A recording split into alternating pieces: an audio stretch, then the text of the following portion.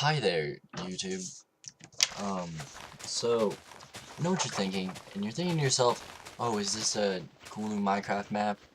Well, it's not exactly a cool new Minecraft map. It's more of a concept or idea about me playing Minecraft in the background, giving you something to watch, a gameplay or something. It might not always be Minecraft, it could be any number of games.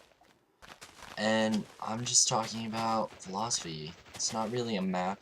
It's called PhiloCraft because I'm going to talk about philosophical questions and answers and stuff, and just try to give you something entertaining to hear about instead of just, oh, I'm cutting down a tree and I'm going to build a house, like every other million of Minecraft Let's Plays out there that should probably curl up and die. No, I'm just kidding.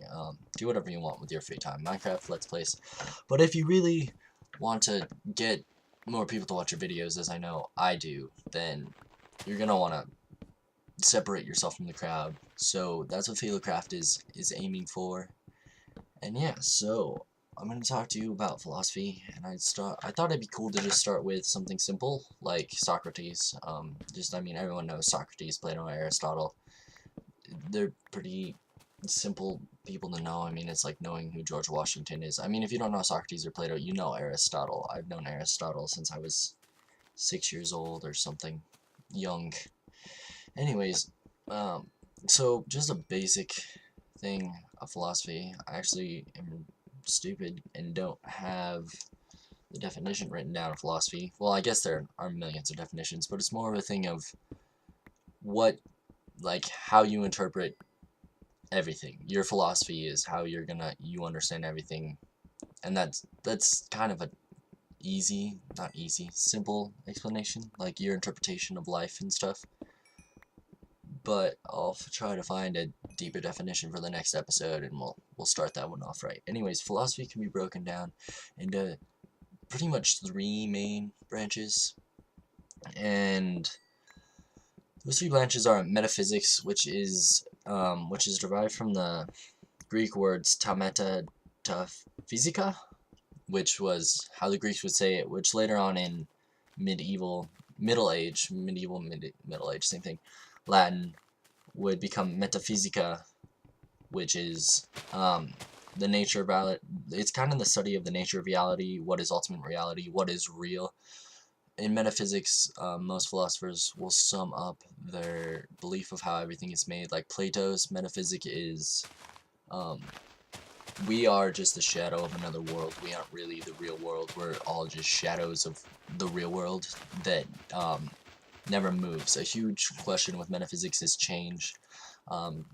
Plato's metaphysic is that our world changes, but the ideal world that we are shadow of never changes. It does not change.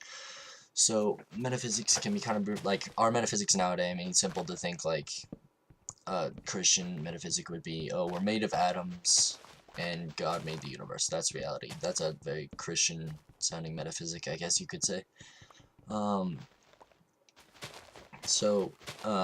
Metaphysics is where all philosophers have to start. If you don't have a metaphysic, you can't build off of.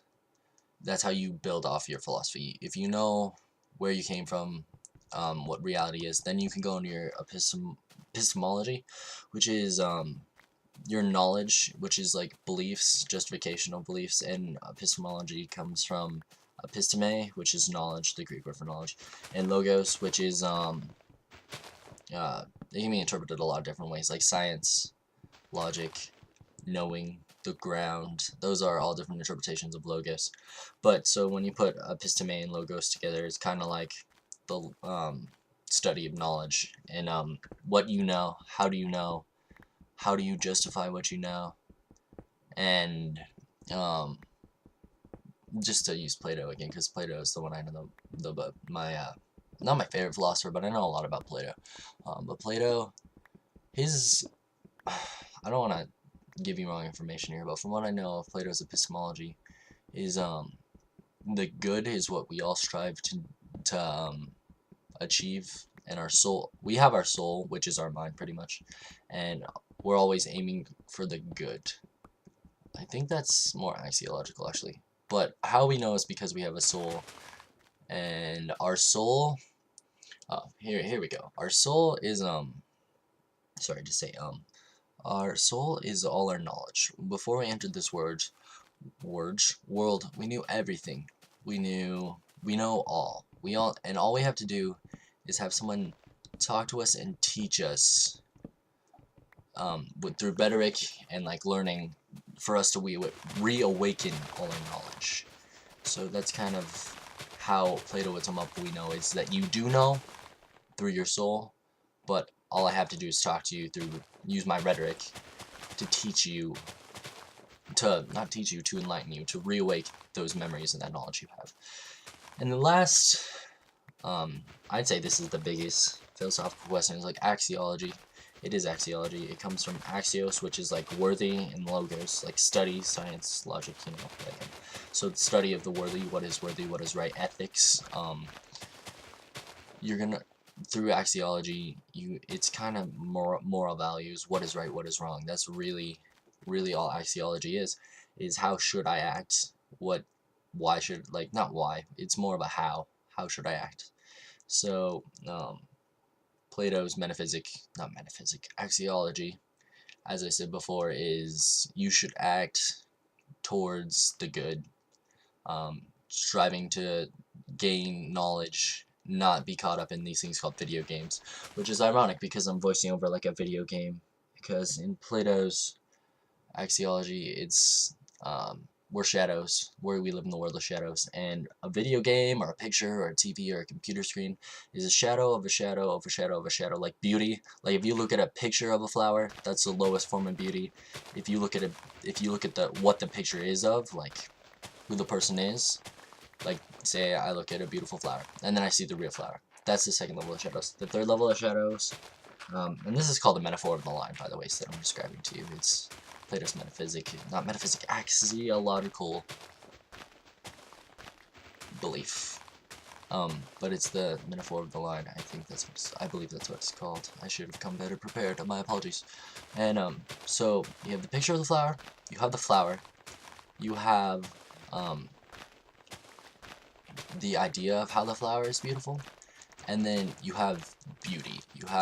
You actually have beauty, just the concept of beauty. You're not hooking beauty to anything. That would be the highest, most form of anything, is just beauty, that idea or the concept.